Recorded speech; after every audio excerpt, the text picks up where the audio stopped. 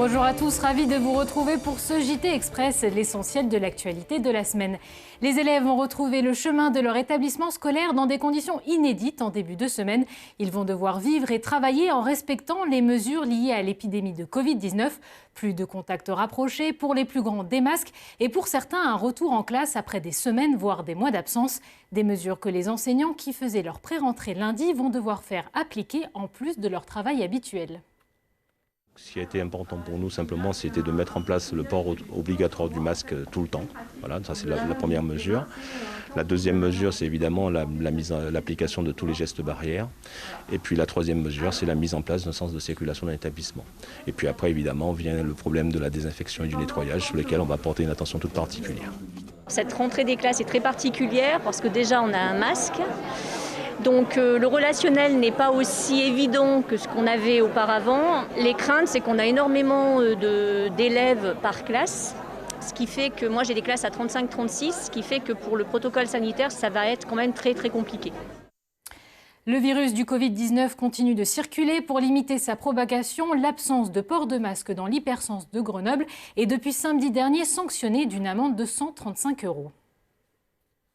Je trouve que c'est très bien. Comme ça, au moins, on risque peut-être moins de propagation du virus. Voilà, moi, je suis pour. C'est mieux, en fait. C'est vrai que c'est dérangeant dans la vie de tous les jours et tout, pour sortir, parce que des fois même, ça va pas forcément avec comment on est habillé ou des trucs comme ça. Mais sinon, c'est bien. C'est une bonne chose parce qu'au final, nous, on croise des collègues en ville. On dit bonjour, on tape la bise encore. Donc c'est important, je pense, d'avoir le masque et de garder des distances de sécurité pour tout le monde et pour que ça s'arrête. Le SMAC s'étendant désormais dans le Grésivaudan, la ligne chrono C1 peut depuis lundi continuer son trajet jusqu'à Montbonneau-Saint-Martin et son pôle d'entreprise Innovallée et plus précisément jusqu'à l'arrêt près de l'eau. Ce prolongement est effectif entre 7h et 20h. La fréquence des bus sur cette ligne est également augmentée. Samedi dernier, au Stade des Alpes, Grenoble jouait son deuxième match de la saison en Ligue 2 face à Toulouse. Et une chose est sûre, les 3500 spectateurs n'auront pas eu à regretter le déplacement avec un score 5-3 pour les Grenoblois. Il est important d'obtenir la première victoire pour pouvoir éventuellement après, quand on gagne un match, on sait qu'on peut, si on gagne derrière, on peut faire des séries et ces séries c'est hyper intéressant. Après c'est important aussi de lancer notre saison à domicile, voilà, je crois que les gens ne sont pas déçus. On avait à cœur de montrer au public qu'on pouvait gagner à domicile et en plus on a fait le spectacle donc c'est important. Le quartier Mistral aura continué de faire parler de lui cette semaine. Les images découvertes la semaine dernière sur les réseaux sociaux montrant des hommes cagoulés et lourdement armés dans le quartier Mistral de Grenoble devant des tables remplies de supposés produits stupéfiants faisaient partie d'une mise en scène pour le tournage du clip vidéo d'un rappeur. Le procureur de la République de Grenoble a indiqué que l'enquête pour association de malfaiteurs était néanmoins toujours en cours. Corbac Oud, le rappeur qui apparaît dans le clip Chicagreux, a été interpellé mercredi matin vers 8h30 est placé en garde à vue pour provocation à l'usage ou au trafic de stupéfiants, provocation non suivie des faits au crime ou délit par parole, port prohibé d'armes et injures publiques envers personne dépositaire de l'autorité publique. Âgé de 16 ans, le jeune homme ne serait pas originaire du quartier Mistral.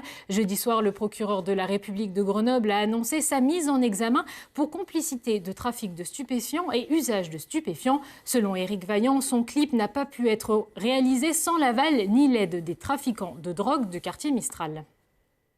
C'est la rentrée depuis mardi pour plus de 12 millions d'élèves en France. Parmi les grandes étapes de la scolarité, la rentrée en 6e. Cette année, avec l'épidémie de Covid-19 et son cortège de règles sanitaires, c'est un peu la cerise sur le gâteau. J'ai quand même un peu peur, surtout que c'est assez grand. Pour moi, c'est nouveau, surtout. Donc j'ai peur de me perdre et ouais, c'est bizarre. Surtout que les classes, du coup, elles sont toutes fermées et il faut garder le masque. Pour la protection de tous les élèves, ça fait peur quand même. Je pense qu'on n'aura pas le droit de s'approcher trop.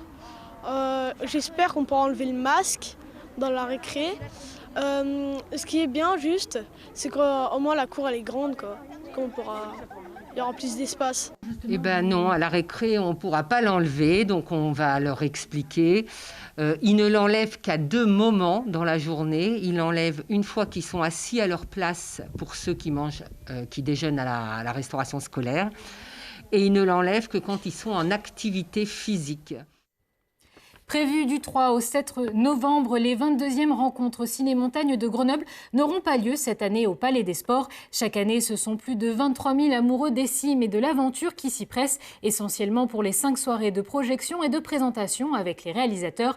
Mais dans ce contexte de Covid-19, impossible de faire respecter les gestes barrières. Les films seront néanmoins visibles puisque chaque soir, ce sont une vingtaine de salles dans l'agglomération grenobloise qui prendront le relais. Au moins 2000 billets par soir seront disponibles. Vous avez un vieux vélo qui traîne au garage ou dans la cabane de jardin. Dans le cadre du Tour de France solidaire avec Emmaüs, vous pouvez déposer votre cycle jusqu'au 15 septembre à l'hôtel du département à Grenoble. Ville-étape le 16 septembre prochain. Objectif, récupérer 300 vélos dans la capitale des Alpes et 5000 sur le parcours de la Grande Boucle. Les vélos seront réparés dans les ateliers d'insertion d'Emmaüs, puis revendus à prix solidaire ou offerts aux familles précaires. Le préfet de l'Isère, Lionel Bref, et les directeurs régionaux et départementaux de l'Agence régionale de santé ont fait le point mercredi sur la situation sanitaire et le plan d'action. L'un des faits marquants, c'est la multiplication des tests, 125% d'augmentation entre fin juillet et fin août, notamment dans les EHPAD. 85% de ces établissements ont été testés avec un pourcentage de résidents positifs à 7,5% et 2,5% pour les salariés. C'est moins que la moyenne régionale. Par ailleurs, l'Isère compte actuellement 6 clusters dont une partie sous contrôle ou en passe de l'être. Le Covid circule de plus en plus, y compris en Isère, et qu'on commence à voir une sollicitation un peu plus importante des consultations de médecine générale et également une augmentation des consultations dans les services d'urgence pour suspicion de Covid. Et ça se traduit par quelques hospitalisations qu'on ne voyait pas avant qui commencent à arriver. Il faut quand même prioriser pour ne pas engorger les laboratoires et qu'ils puissent se prioriser sur les cas symptomatiques et les cas contacts, c'est-à-dire les cas qui ont eu un contact à risque dans les 7 jours précédents avec le cas positif, de façon à ce qu'on priorise cela pour avoir des résultats le plus rapide possible et que bien sûr les demandes individuelles sans symptômes ou parfois pour tout simplement des motifs administratifs de disposer d'un test négatif pour voyager par exemple ne sont pas prioritaires. Un dramatique accident s'est produit mercredi aux environs de 9h à l'arrêt de tram Alsace-Lorraine sur le cours Jean Jaurès. Une jeune femme qui traversait la voie avec des écouteurs sur les oreilles n'a pas entendu les sonneries du tram et a été percutée par la rame. Les secours ont mis plus d'1 heure à la sortir de son étau. Âgée de 20 ans, la victime souffrirait de sévères blessures, notamment à la hanche. Elle a dû être transportée au CHU de Grenoble. Le tram E a été interrompu pendant 2 heures entre les arrêts Condorcet et l'Esplanade. Les candidats à la 3e édition du Loto du patrimoine sont désormais connus. En Isère, c'est le fort de Comboire sur les hauteurs de Clé, une place forte de 4300 m² qui pourra prétendre à une partie de la cagnotte. Après une première tranche des travaux soutenus par la Fondation du patrimoine, les amis du fort de Comboire peuvent envisager plus sereinement le lancement de la 2e tranche des travaux avec la restauration de l'ensemble des menuiseries du casernement. La manne apportée par la mission patrimoine de Stéphane Bern permettra surtout d'accélérer le calendrier des travaux. Des tickets à gratter seront en vente depuis lundi avant 5 tirages de loto classique les 9, 12, 14, 16 et 19 septembre prochains. Pour chaque grille à 2,20 €, joués 54 centimes seront reversés à la Fondation du patrimoine. Le nanosatellite grenoblois Amicalsat a enfin pu prendre son envol dans la nuit de mercredi depuis la base spatiale de Kourou en Guyane. La fusée Vega a embarqué à son bord 53 satellites, dont celui du Centre spatial universitaire de Grenoble, construit par une 50aine d'étudiants. L'objectif d'Amicalsat, photographier les aurores boréales et s'en servir pour comprendre l'interaction entre le Soleil et la Terre afin d'établir des prévisions sur le vent solaire, phénomène qui a tendance à perturber les réseaux GPS ou satellites. Les images capturées par ce satellite de la taille d'une brique de lait seront publiées sur le site du centre spatial cgu.fr. Cette semaine, c'est également la rentrée du SMAG, le syndicat mixte des mobilités de l'aire grenobloise, qui fait le tour d'horizon des nouveaux modes de déplacement disponibles ainsi que ses offres. Après des années pour convaincre, pour changer la loi, désormais nous passons de façon effective avec une voie dédiée au covoiturage sur la 48 réalisée par notre partenaire AREA et un service public du covoiturage mis en place par le syndicat de mobilité. C'était l'un de nos engagements lors de la création du syndicat. À compter du 21 septembre, les automobilistes qui font le choix d'ouvrir leur véhicule au partage seront payés par le SMAG pour ce choix du partage plutôt que du mode individuel.